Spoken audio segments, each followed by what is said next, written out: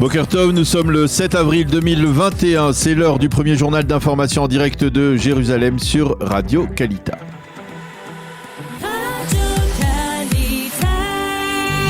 Direction donc nos studios à Jérusalem avec notre correspondant Daniel Haïk. Bonjour Daniel, et nous commençons ce journal par un développement sécuritaire important dans la confrontation entre Israël et l'Iran. Oui, en effet, hier soir, Israël a confirmé aux États-Unis qu'il était bien à l'origine de l'attaque contre un navire iranien hier sur la mer Rouge. Une information qui a été annoncée par le New York Times. Elle est reprise ce matin par l'ensemble des médias israéliens. Israël a reconnu qu'il s'agissait là d'un acte de représailles après les atteintes portées à des bateaux israéliens au cours des dernières semaines par des forces iraniennes ou pro-iraniennes. Selon des sources américaines, l'attaque israélienne aurait été différée jusqu'à ce que le porte-avions Eisenhower se soit éloigné de cette région de la mer Rouge. Selon la chaîne Al Arabiya, ce sont des soldats de l'unité d'élite des commandos marins de Tsahal qui auraient placé des engins explosifs sous ce bateau iranien, Sabiz, au large des côtes érythréennes, lui causant ainsi de sérieux dégâts. Il faut préciser que ce bateau appartient aux forces des gardiens de la Révolution et est une sorte de quartier général flottant pour ces forces.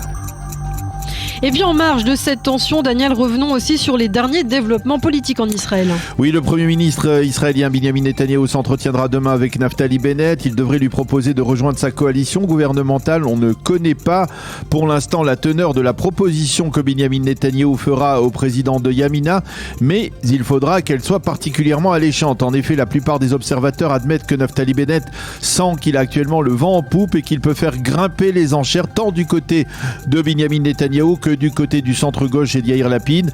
Ces commentateurs considèrent que si Binyamin Netanyahou ne lui donne pas satisfaction, Bennett pourra attendre la fin du mandat de 28 jours confié hier par le président Rivlin au Premier ministre et ensuite reprendre la main à son avantage pour former un gouvernement. D'ailleurs, certains responsables à gauche n'auraient pas particulièrement apprécié les interventions faites hier par Naftali Bennett sur les conditions qu'il pose à la formation d'un gouvernement de rassemblement ou de changement. Hier soir, lors d'une réunion du groupe parlementaire Likoud, Binyamin Netanyahou a affirmé qu'il fera tout son possible pour former au plus vite une coalition et pour sortir Israël du cercle vicieux d'élections répétées. Selon le Premier ministre, cette mission n'est pas impossible, mais elle nécessite l'arrêt des boycotts personnels.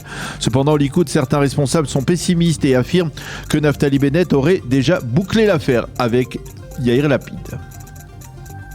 Et on sait, Daniel, que l'un des cas de figure envisagés par Binyamin Netanyahou est le passage de transfuges vers le camp de la droite. Oui, il semble que les efforts entrepris par l'entourage du Premier ministre se poursuivent actuellement avec intensité dans ce domaine. Hier, les députés Nouvel Espoir, Yifat Shacha Bitton et Sharen Haskel qui ont révélé qu'elles avaient été en contact avec des responsables du Likoud qui leur auraient proposé de quitter leur parti pour rejoindre une coalition sous Binyamin Netanyahou, et ce, en échange d'un portefeuille ministériel. Elles ont repoussé ces propositions. Par ailleurs, Naftali Bennett et Gideon Sa'ar ont déclaré à Yair Lapid qu'ils ne siégeront pas dans un gouvernement qui serait soutenu par la liste arabe, mais qu'ils accepteront de coopérer avec la liste islamiste de Ram s'il n'y a pas d'autre éventualité. Et puis Ilana, soulignons également qu'hier dans le parti Chasse, un développement intéressant, Aryeh Deri a démissionné de la Knesset pour céder la place à Yossi Tayeb, député qui était à la 10e place, député francophone qui siégera donc dans la Knesset. Et puis Daniel, une bonne nouvelle par ailleurs pour les Israéliens qui semblent de jour en jour s'éloigner du spectre de la Covid-19.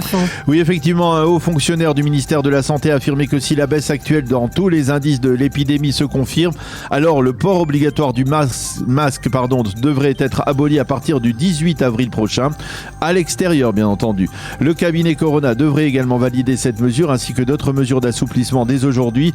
Selon les dernières données, on a recensé au cours des dernières 24 heures 374 nouveaux malades avec un taux de positivité de 0,7% et l'on décompte 319 malades graves dans tous les hôpitaux israéliens.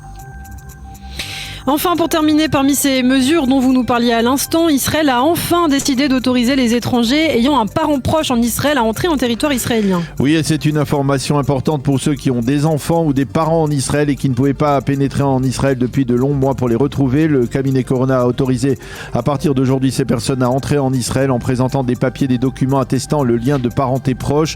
Attention, seules les personnes pleinement vaccinées pourront bénéficier d'une telle autorisation en présentant en plus les résultats d'un test PCR Séar.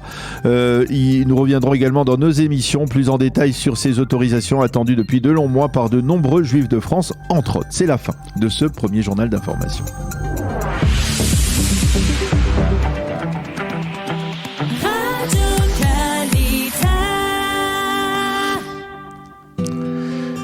Une page météo pour terminer ce premier journal d'information. Le temps chaud et sec d'hier sur l'ensemble du territoire va progressivement se modifier aujourd'hui en un temps plus frais, en particulier sur le littoral israélien. À l'intérieur des terres, il restera chaud et sec. Demain, les températures continueront à baisser. Il fera aujourd'hui 28 degrés à Jérusalem, 26 à Tel Aviv et 36 degrés à Eilat.